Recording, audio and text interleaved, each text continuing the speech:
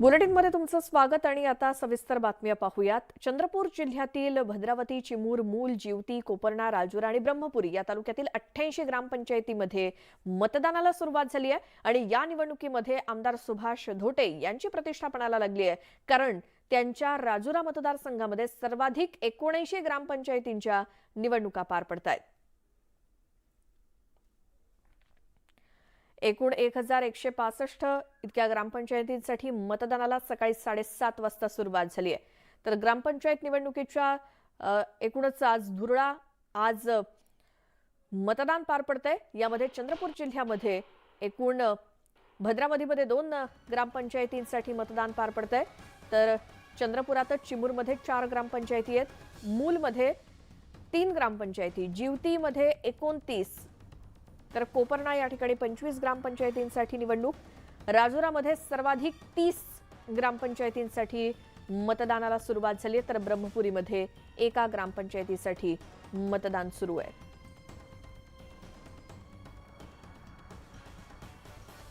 तर हा चंद्रपूर जिल्ह्याचा आपण आढावा घेतला। एकूण 1165 ग्रामपंचायतींपैकी चंद्रपूर जिल्ह्यामध्ये कोणकोणत्या तालुक्यात कोणकोणत्या ग्रामपंचायती किती ग्रामपंचायतींसाठी मतदानाला सुरुवात झाली आहे याची आकडेवारी आपण पाहिली। चंद्रपूर जिल्ह्यात ग्रामपंचायती निवडणूक होत आहेत। एकूण 94 ग्रामपंचायती आहेत, त्यापैकी 88 जागेवर हे ग्रामपंचायतीच्या निवडणुका सुरू आहेत। 6 ज्या निवडणुका आहेत त्या बिनविरोध झालेल्या आहेत। सकाळपासूनच जे संत गतीनं सध्या मतदान सुरू आहेत आणि त्यानंतर जे काही तासांनी मतदानाचा वेग जो वाढेल। 7 तालुके आहेत चंद्रपूर जिल्ह्यात, त्याच्यापैकी ब्रह्मपुरी, चिमूर, मूल, भद्रावती, जिवती आणि राजुरा जी ग्रामपंचायत त्याच्यामध्ये 30 ग्रामपंचायती आहे, सर्वात अधिक ग्रामपंचायती इथे आहेत। राजुरा जी मतदान क्षेत्र आहेत, मतदारसंघ विधानसभा क्षेत्र आहेत, त्याच्यामध्ये काँग्रेसची सत्ता आहे। काँग्रेसचे सुभाष धोटे हे आमदार आहेत। सगळ्यात 79 ग्रामपंचायती ह्या राजुरा विधानसभा क्षेत्रात आहेत, त्याच्यामुळे काँग्रेसचे आमदार आहेत सुभाष धोटे यांची प्रतिष्ठा आहे पणाला लागलेली आहे। हैदर शेख, न्यूज 18 लोकमत, चंद्रपूर। तर पालघरमध्ये सुद्धा ग्रामपंचायत निवडणुकीच्या मतदानाला सुरुवात झाली आणि मतदारांनी मतदानाचा हक्क बजावण्यासाठी मतदान केंद्रांवरती गर्दी करायला सुरुवात केली आहे। 93 वर्षीय आप्पा भोये या मतदारांना मतदानाचा हक्क बजावण्यासाठी इतरांना आवाहन केलंय।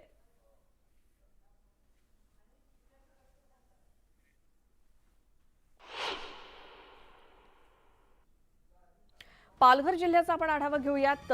डहाणूमध्ये एकूण 62 ग्रामपंचायतींसाठी मतदान पार पडतंय। विक्रमगडमध्ये एकूण 36 ग्रामपंचायती आहेत, जव्हार या ठिकाणी 87 ग्रामपंचायती, तर वसईमध्ये सुद्धा 11 ग्रामपंचायतींसाठी पालघर जिल्ह्यामध्ये मतदानाला सुरुवात झाली आहे। मोखाडामध्ये 22 आहेत आणि पालघरमध्ये 83 ग्रामपंचायतीसाठी मतदान सुरू झालंय।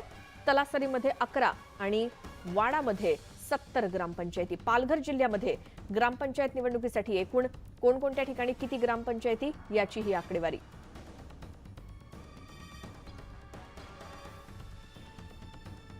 पालघर जिल्ह्यामध्ये आज ग्रामपंचायतीच्या निवडणुका पार पडत आहेत। आज मतदान होत आहे। या ठिकाणी अनेक पक्षाची प्रतिष्ठा जी आहे पणाला लागलेली पाहायला मिळते।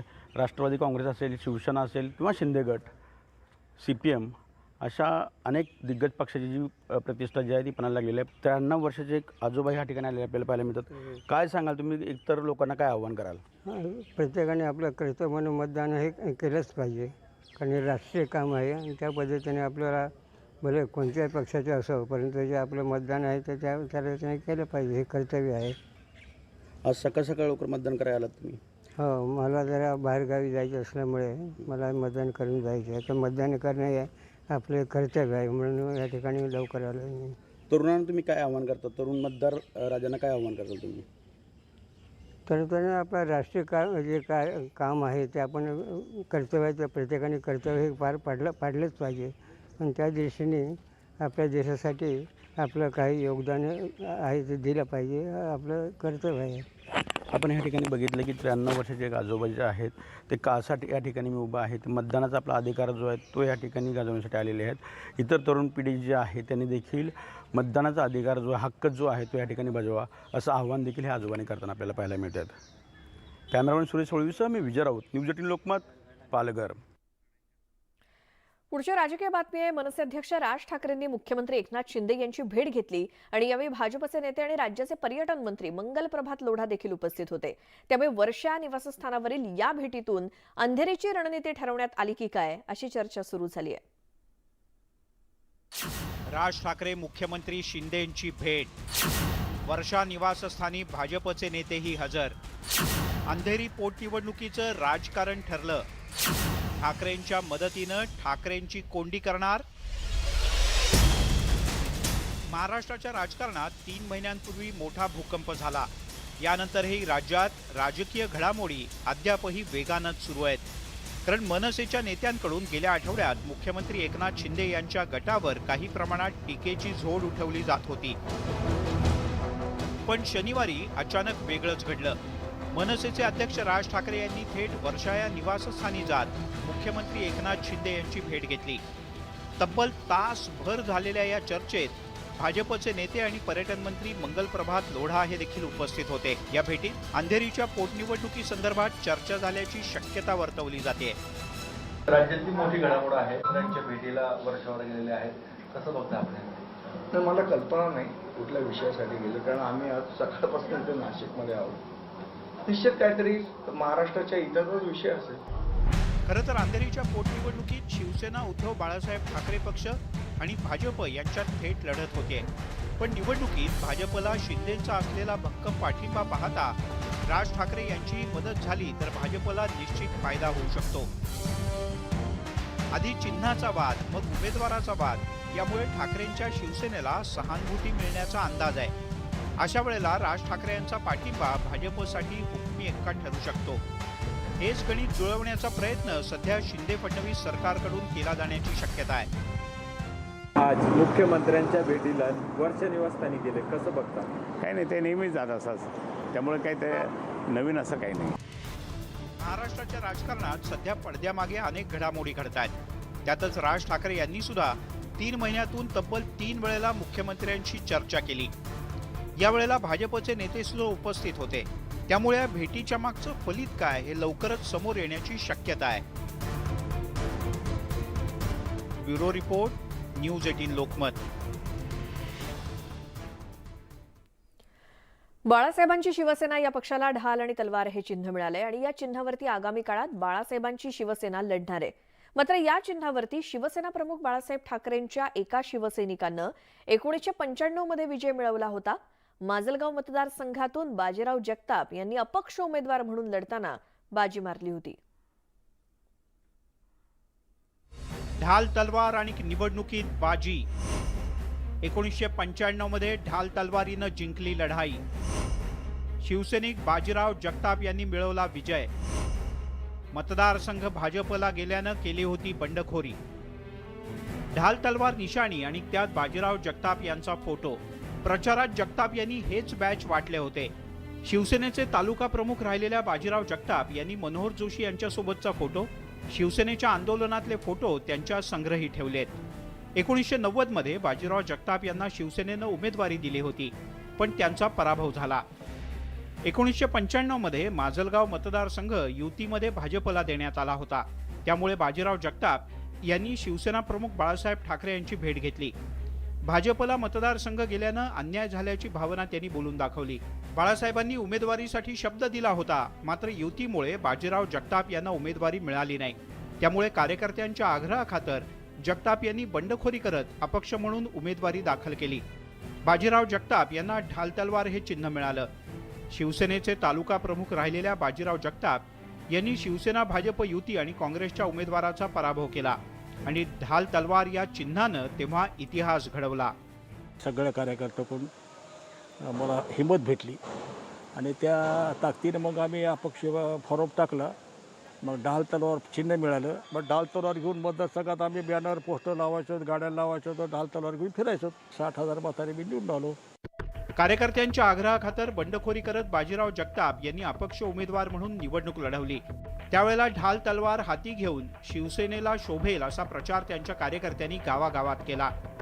कार्यकर्त्यांनी खर्च केल्यानं प्रचारासाठी जगताप यांना निवडणुकीत फक्त 70,000 रुपये इतकाच खर्च आला. बाळासाहेब ठाकरेंनी सेनापती म्हणून शिवसेनेचं नेतृत्व चांगल्या प्रकारे केलं.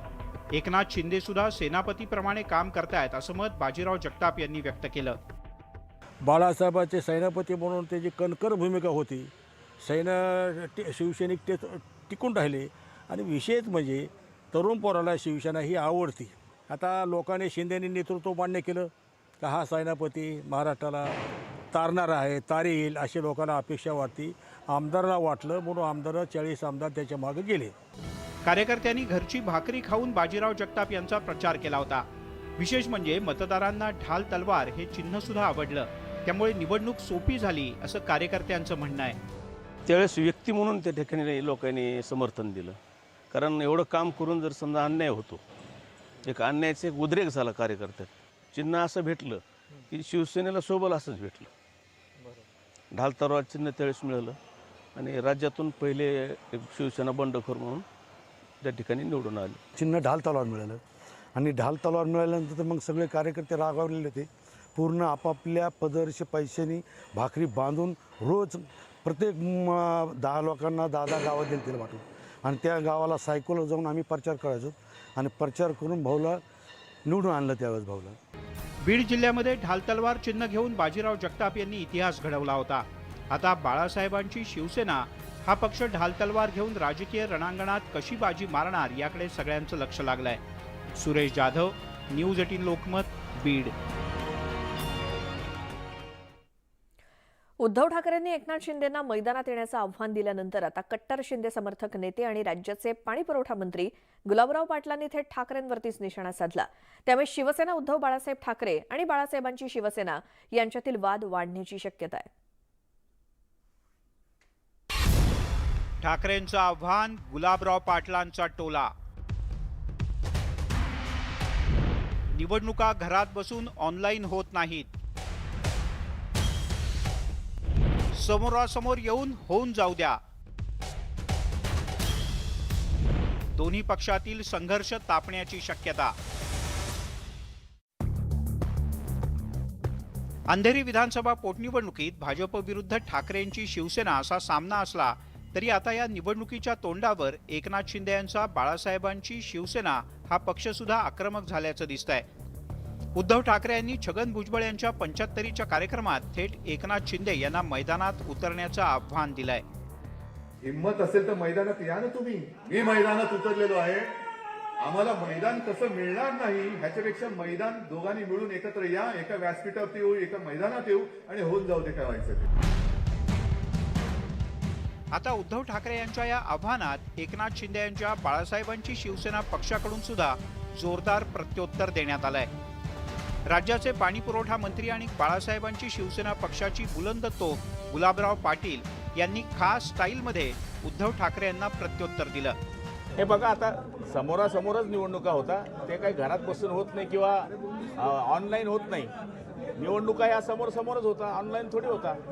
त्यामुळे ज्यावेळेस समोरासमोर वेळ येईल त्यावेळेस समोरासमोर पण होईल. उद्धव ठाकरे यांचे टीकेचे बाण आणि त्याला शिंदे समर्थकांच्याकडून मिळणारं जोरदार प्रत्युत्तर यामुळे शिवसेना उद्धव बाळासाहेब ठाकरे पक्ष आणि बाळासाहेबांची शिवसेना या दोन्ही पक्षातला संघर्ष अधिक तापणार आहे. Bureau report, news 18 Lokmat. ब्रेकनंतर तुमचं स्वागत. आता एक सविस्तर बातमी पाहूया. ती म्हणजे महाराष्ट्रातील सद्यस्थितीतील राजकारणावरती मनसेचे युवा नेते अमित ठाकरेंनी परखड शब्दात टीका केली आहे. यापूर्वीच राजकारणामध्ये आलो असतो तर बरं झालं असतं. सध्याची परिस्थिती पाहता मी राजकारणात आलोच नसतो अशा शब्दात मनसेचे युवा नेते अमित ठाकरेंनी सध्याच्या राजकीय गोंधळावरती निशाणा साधला. मी राजसाहेबांचा मुलगा नसतो तर मी राजकारणात आलो नसतो. राज ठाकरेंचे सुपुत्र आणि महाराष्ट्र नवनिर्माण सेनेचे युवा नेते अमित ठाकरेंची ही प्रतिक्रिया. अमित ठाकरेंनी थेटपणे महाराष्ट्रातल्या राजकीय गोंधळावर सडेतोड टीका केली आहे. मराठवाडा दौऱ्यावेळी अमित ठाकरेंनी पत्रकारांशी संवाद साधला. यावेळी त्यांनी महाराष्ट्रातल्या सद्यस्थितीतल्या राजकारणावर भाष्य केलं. मी राजसाहेबांचा मुलगा नसतो तर मी राजकारणात आलो नसतो. कारण मला आत्ताची राजकीय परिस्थिती बघून मला ती इच्छाच नसती झाली. साहेबांनी मला मुलगा असल्यामुळे ती संधी दिली आणि ती संधी मी आज ह्या घराण्याशाहीवर त्यांना म्हणा आता विचारा ना, राजसाहेबांना जाऊन विचारा की घराण्याशाही तुमची काही चालवत नाही. त्या घराण्याने त्या व्यक्तीने जर काही काम केलं असेल तर त्यांचे सुपुत्र अधिक काम करत असेल तर काही हरकत नाही आहे म्हणजे त्या काम करायला. आणि म्हणून त्या ठिकाणी उगाचच काहीतरी टोमणे मारायचे आणि ते आता राजसाहेबांना टोमणे मारून दाखवा ना म्हणा. एकंदरीतच अमित ठाकरेंच्या विधानाचे अर्थ वेगवेगळे काढले जाऊ शकतात, पण ज्या तऱ्हेनं राजकीय आरोप प्रत्यारोप आणि वार प्रतिवार केले जात आहेत ते पाहता महाराष्ट्रातील राजकारणाचा बाज बदललाय हे निश्चित. आता फक्त राजकारणापायी महाराष्ट्राच्या राजकीय सभ्यतेला गालबोट लागू नये याची काळजी प्रत्येकानं घेणं गरजेचं आहे. Bureau report, news 18 Lokmat. आणि या सगळ्या सविस्तर बातम्यांसोबतच सकाळच्या बातम्यांमध्ये वेळ झाली आता इथेच थांबण्याची. ताज्या बातम्यांच्या अपडेटसाठी न्यूज 18 लोकमतच्या YouTube चॅनलला सबस्क्राईब करायला विसरू नका आणि फेसबुकवर सुद्धा आम्हाला फॉलो करा.